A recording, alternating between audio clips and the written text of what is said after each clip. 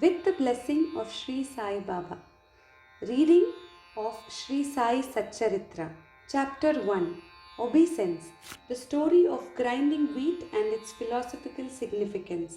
According to the ancient and revered custom, Hemant Pant begins the work Sri Sai Satcharitra with various salutations. First, he makes obeisance to the god Ganesh to remove all obstacles and make the work a success, and says that Sri Sai is God Ganesh himself.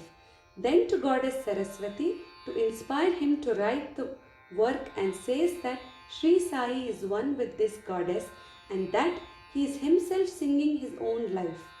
Then to the gods Brahma, Vishnu and Shankar, the creating, preserving and destroying deities respectively, and says that Sainath is one with them and he, the great teacher, will carry us across the river of worldly existence. Then to his tutelary deity Narayan Adinath, who manifested himself in Konkan, the land reclaimed by Parashurama, or Rama in the Hindi version, from the sea, and to Adi, the original Purush of the family. Then to Bharadwaj Muni, into whose Gotra or clan he was born, and also to various rishis, Yagnavalkya, Bhrugu, Parashar, Narad, Vedavyas, Sanak, Sanandan, Sanat Kumar, Shuka, Shaunak, Vishwamitra, Vashishta, Valmiki, Vamadev, Jaimini, Vaishampayan, Navayogindra, etc. And also modern saints such as Nivruti, Jnanadev, Sopan, Muktabai, Janardhan, Eknath, Namdev, Tukaram, Kanha and Narahari, etc. Then to his grandfather Sadashiv, father Raghunath, his mother who left him in his infancy, to his paternal aunt who brought him up, and to his loving elder brother.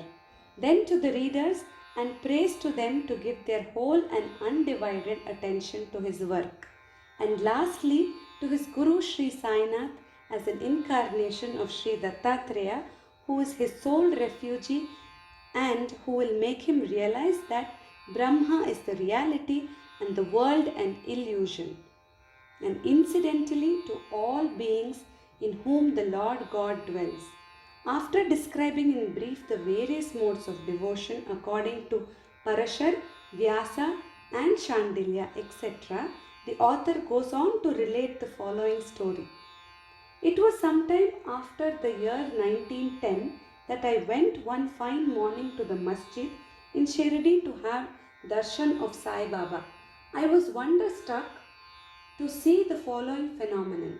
After washing his mouth and face, Sai Baba began to make preparations for grinding wheat. He spread a sack on the floor and thereon set a hand mill. He took some quantity of wheat in a winnowing fan, and then, drawing up the sleeves of his kafni or robe and taking hold of the peg of the hand mill, started grinding the wheat by putting a few handfuls of wheat in the upper opening of the mill and rotated it. I thought, what business Baba had with the grinding of wheat when he possessed nothing and stored nothing, and as he lived on alms.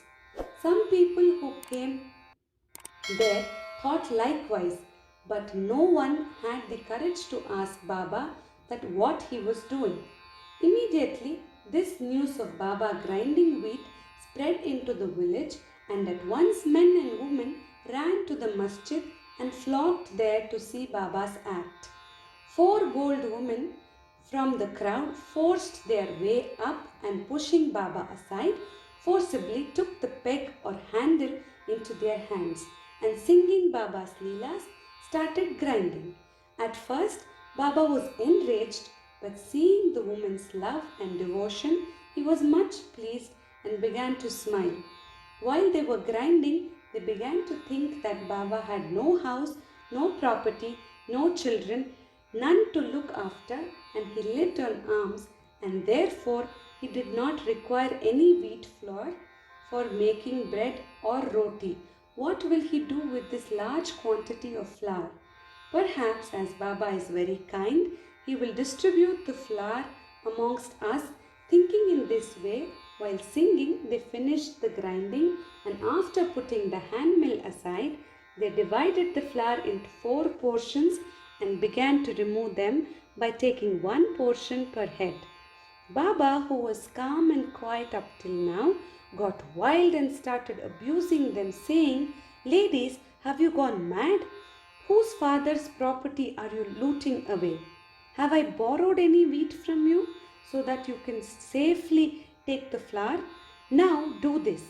Take the flour and throw it on the village borders." On hearing this, the women felt abashed and, whispering amongst themselves, went to the outskirts of the village and spread the flour as directed by Baba. I asked the Shirdi people what was this Baba did. They replied that as cholera epidemic was spreading in the village, this was Baba's remedy for the same. It was not wheat that was ground, but cholera itself was ground to pieces and pushed out of the village. From this time onward, the cholera epidemic subsided and the people of the village were happy. I was much pleased to know all this, but at the same time my curiosity was also aroused. I began to ask myself what earthly connection was there between wheat flour and cholera. What was the causal relation between the two and how to reconcile them? The incident seems to be inexplicable. I should write something on this and sing to my heart's content Baba's sweet Leelas.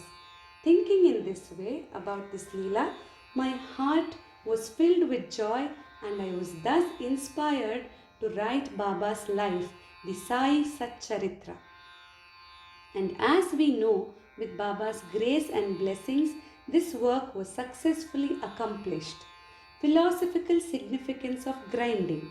Apart from the meaning which the people of Shirdi put on this incident of grinding wheat, there is, we think, a philosophical significance too. Baba lived in Shirdi for about 60 years, and during this long period, he did the business of grinding almost every day. Not, however, wheat alone, but the sins, the mental and physical afflictions and the miseries of his innumerable devotees. The 2 stones of his mill consisted of karma and bhakti, the former being the lower one and the latter the upper one. The handle with which Baba worked the mill consisted of dhyan. It was the firm conviction of Baba that knowledge or self-realization is not possible unless there is the prior act of grinding of all impulses, desires, sins, and of 3 gunas, which is sattva, rajas and tamas, and the ahankar, which is so subtle and therefore so difficult to get rid of. This reminds us of a similar story of Kabir, who, seeing a woman grinding corn, said to his guru, Nipat Niranjan, I am weeping because I feel the agony of being crushed under this wheel of worldly existence like the corn in the hand mill. Nipat Niranjan replied, do not be afraid. Hold fast to the handle of knowledge of this mill as I do, and do not wander far away from the same, but turn inward to the center and you're sure to be saved. Bow to Sri Sai, peace be to all.